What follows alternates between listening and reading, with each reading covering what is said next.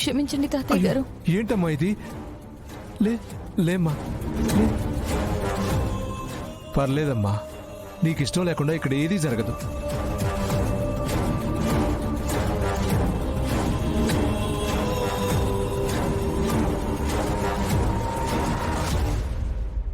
పిన్ని, బాబాయ్, నన్ను క్షమించండి.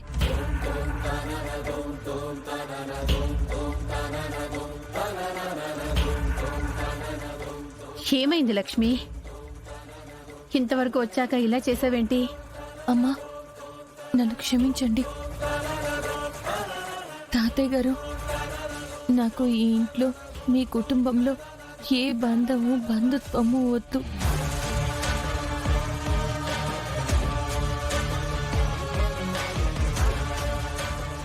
నాకు మీరు చూపించే ప్రేమ చాలు. అంతకు మించి ఎలాంటి చుట్టరికము వద్దు. నన్ను మీ ఇంటికి తీసుకొచ్చారు. నన్ను మీ ఇంటి మనిషిని చేసుకోవాల్సిన అవసరం లేదు.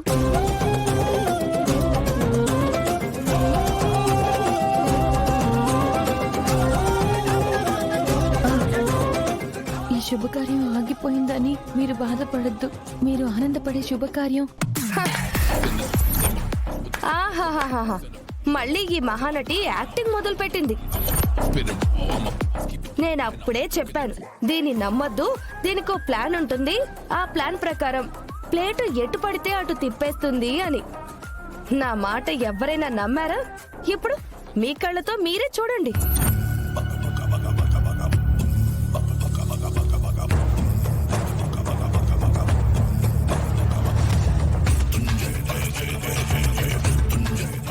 విహారీ, చూడు. వదినా, నీ శిష్యురాలు ఏం చేసిందో బాగా చూడు. దారిన పోయేదాన్ని తెచ్చి నెత్తి మీద పెట్టుకుంటే ఇలానే ఉంటుంది.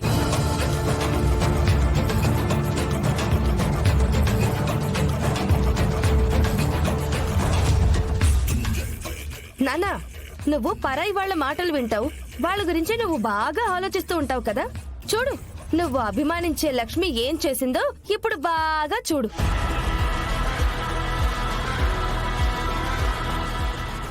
వసుదక్క, బావా,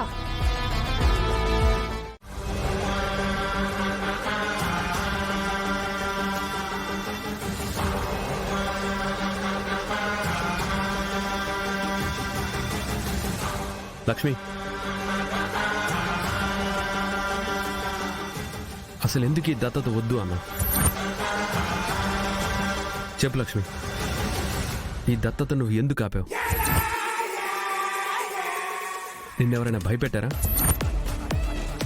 పోనీ అంబిక అత్తయ్య ఏమైనా బెదిరించిందా?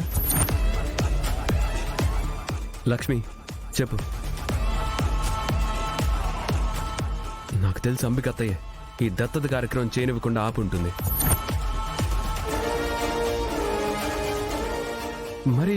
మరెందుకు ఈ దత్తతని వద్దన్నా? చెప్పు లక్ష్మి.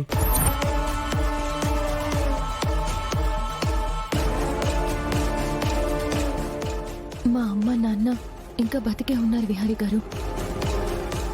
అలా అమ్మ నాన్న బతికుండగా దత్తత తీసుకోవడం నాకెందుకో నచ్చలేదు.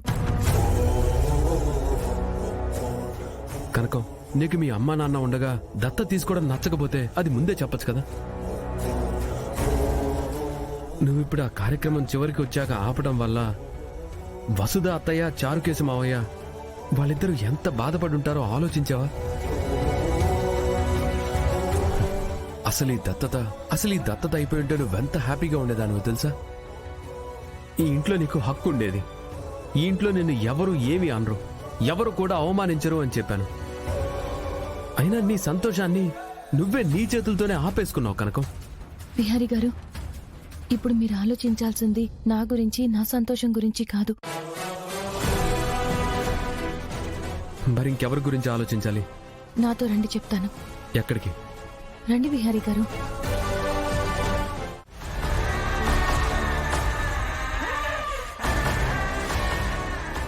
అంబికమ్మ,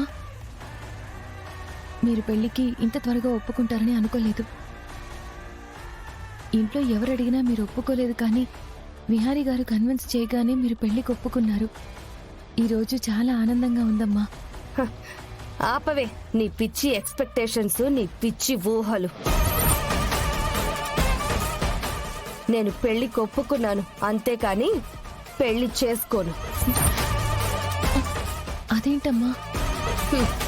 నేనేదో విహారీ ఇచ్చిన ఆఫర్కి టెంప్ట్ అయ్యి ఒప్పుకోలేదు.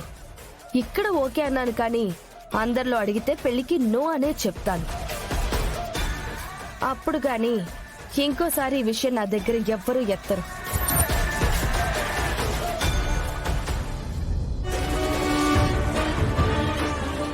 అంబికమ్మ, మీరు పెళ్లికి ఒప్పుకుని పెళ్లి చేసుకుంటాను అంటే నా పేరు మీదున్న 200 ఎకరాలు మీకే రాసిస్తాను. ఆ 200 ఎకరాలు నువ్వెలా రాస్తావు? అవి మా నాన్న పేరు మీద రాసిచ్చేసావు కదా. నేను రాసిచ్చేసిన తాతయ్య గారు నేను తిరిగి వచ్చేసినందుకు మళ్ళీ నా పేరు మీదే రాసేశారు. చెప్పండమ్మా, 200 ఎకరాలు, ఆఫీస్లో మంచి పొజిషన్ వస్తే మీకు మళ్ళీ పూర్వ వైభవం వస్తుందమ్మా. ఈ పెళ్లికి ఒప్పుకోండి. ఒక్క దెబ్బకి 2 పిట్టలు. సరే, నేను పెళ్లికి ఒప్పుకుంటున్నాను.